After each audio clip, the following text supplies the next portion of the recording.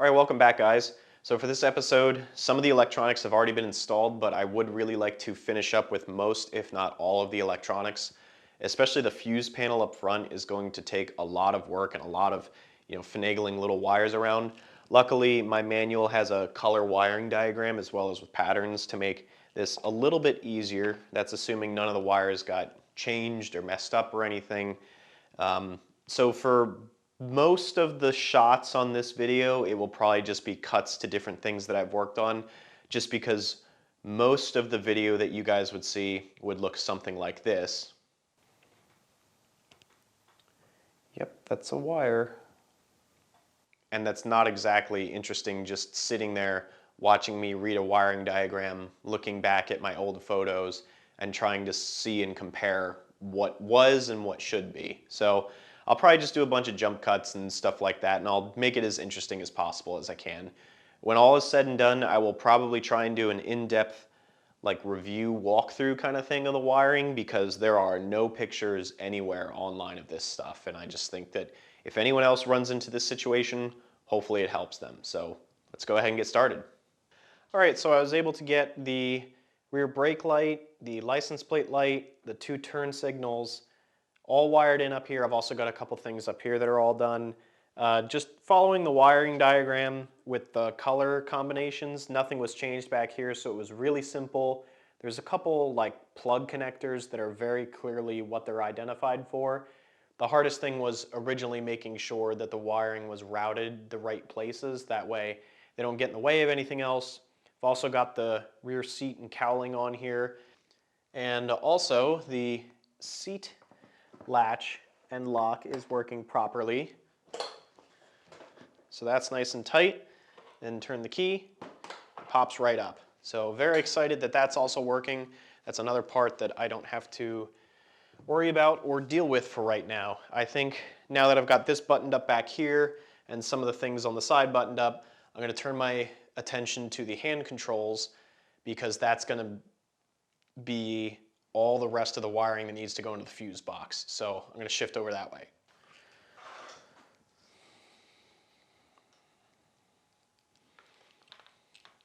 Come on.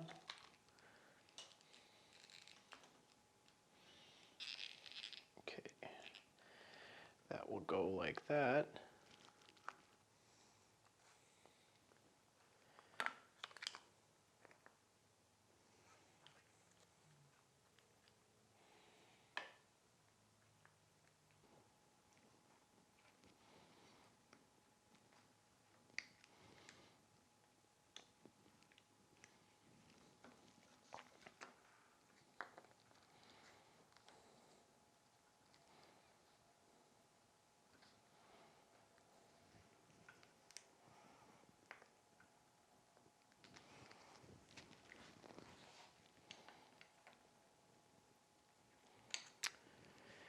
This seems like I'm doing something wrong.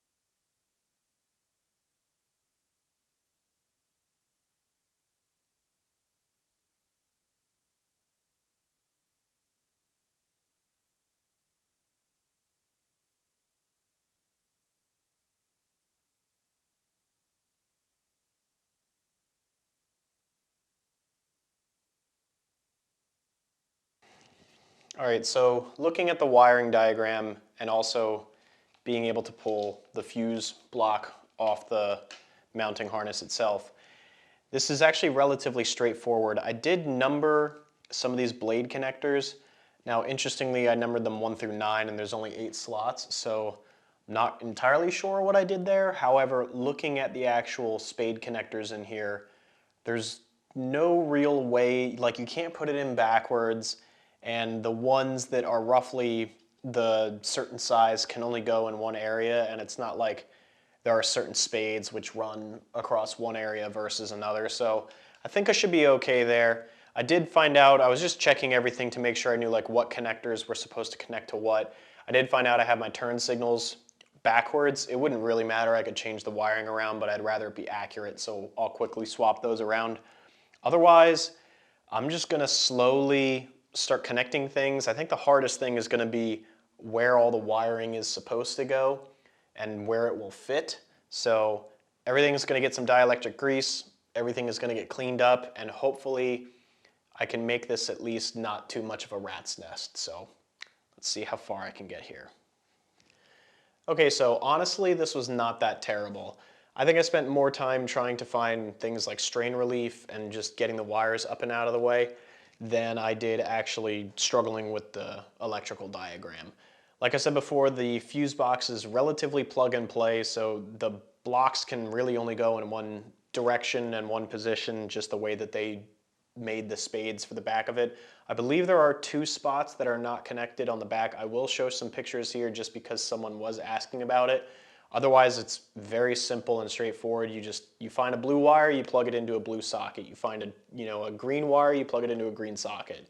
And it's interesting, some of these barrel plug connectors have like 3 or 4 connections on them, so they can accept multiple inputs, which I thought was pretty cool.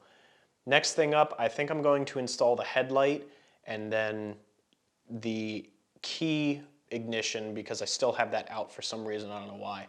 But I'm going to see if this will actually turn on the headlight and the turn signals without having the engine running. Some of the bikes that I have, the engine has to be running in order to get this stuff to turn on, so we will see. I will leave the starter motor not plugged in because I don't want to turn that on accidentally, like if I mess something up in the switch or who knows what's going on. But anyway, let me get that installed and see if I can, kind of test this a little bit. Okay, so I lied. The last 2 missing connector pieces are actually on the ignition cylinder. So I have to figure out how to get this to fit in here, bolt it in, and then these spades can go in the back of the fuse box. So, all right, so jumping ahead a little bit here, but I did get everything installed up front. Headlight, turn signals. I have the rear brake light activator installed so that I can simulate pressing the brake. And upon first turn on, I noticed that the starter relay was firing over, and I thought that was weird, but every once in a while you turn on a bike and you hear a couple things click, so I just thought nothing of it. And I noticed that nothing was turning on. No neutral indicator lights, no headlight, no turn signals weren't working, so I couldn't figure out what the problem was. And it took talking to my father, who's an electrical engineer, and doing some troubleshooting to find out that the start button was incorrectly wired backwards. So I'll show a picture of it here. It's a little confusing. It's one of those switches that relies on pads coming into contact when you push on it, and it was just backwards. So when it was in the not start position, it was actually trying to start the bike continuously. So that, in result, was also making it so that the headlight would turn off, the turn signals either were off or they were dimmed very, very low. So after changing that back around to be correct, everything was working perfectly, and then I would notice that every once in a while the headlight wouldn't turn on, and I couldn't figure out why. And something's going on in the fuse box. This should not be happening, but I don't know if it's a loose fuse or a loose connector or something, but I'm going to tear into that and see what the problem is. All right, so that actually wound up being incredibly difficult to work on to, number 1, just get inside the fuse box, and number 2, figure out what was wrong and how to repair it. So very long story short, you've got 4 fuse receptacles up the right side. On the back, you've got these blades that go across to connect all the connecting wiring harness pieces together. So when I took this apart, I had noticed along the right side, these fuse receptacles, they had all cracked and bent. And a couple of them were okay. You know, the fuse would still go in and it would hold solid, but there was one that was quite loose, and then obviously the one on the bottom, which was the one for the headlight, was broken. So, which, you know, made sense because when I would wiggle this around, the fuse felt quite loose. So, you know, I'm looking online, I'm like, all right, well, what's a new fuse box cost? It's probably, you know, 30, 40 bucks maybe. These are unfortunately about 125, 150 bucks depending on where you find them from. You know, I understand it, it's 40 something years old, but I'm also just surprised by that. So it is what it is. Again, very one-off bike. So I was, however, able to fix the top three, but this bottom one still was giving me troubles to the point where when I tried to fix it, the tab which connects to the fuse spade actually broke off. Try as I might, could not get that to solder back on. And I'm browsing Amazon. I'm like, what other solutions could I figure out? Do they make a drop-in replacement for this? And they don't. Obviously, again, 40 years old. And I was sitting there at my workbench and I happened to see a spade connector and I was like, hey, you know, that might actually fit in there. So I cut the end off the spade connector, put it in, and was able to solder it into place. I'll show a couple pictures here.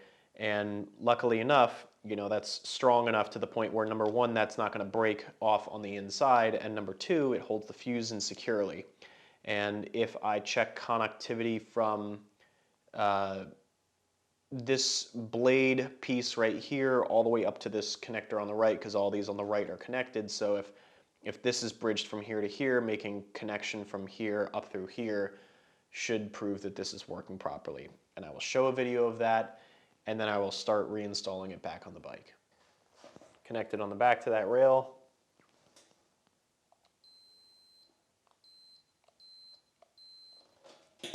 All good. Okay, that looks better.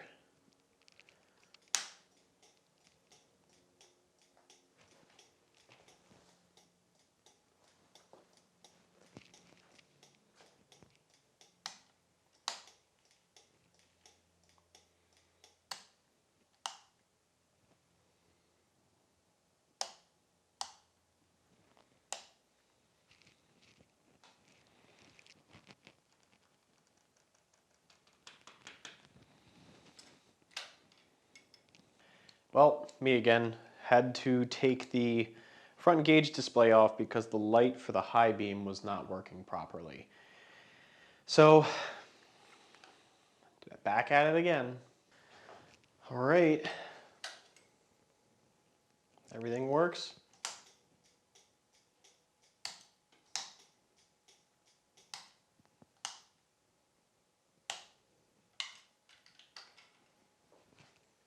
All right, so a couple last things to tidy up before I tackle the rest of the gas tank. I'm going to install the shifter pedal, the foot pedals on both sides. So here we go.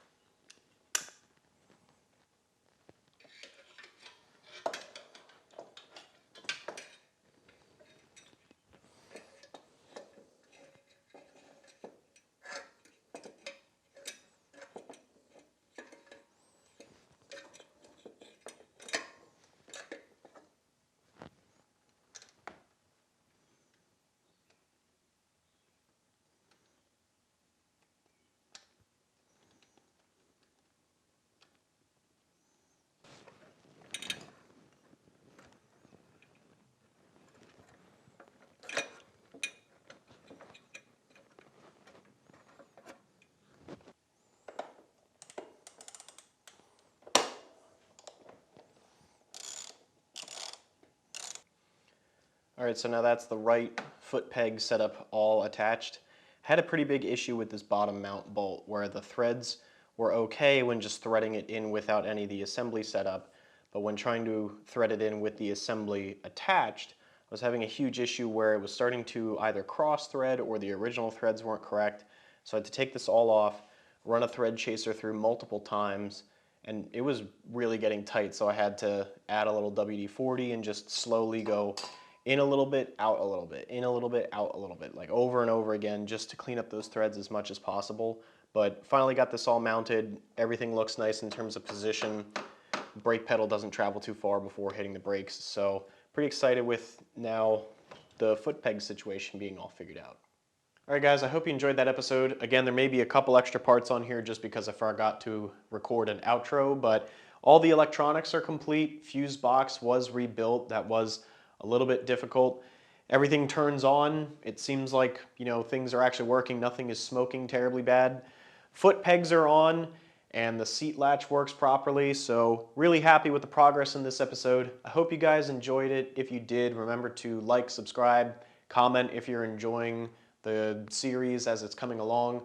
We are getting close to finally trying to get this to start up. Just a couple other final things to do on the bike, and then we'll see how it goes. So thanks again for watching, and I'll see you guys in the next one.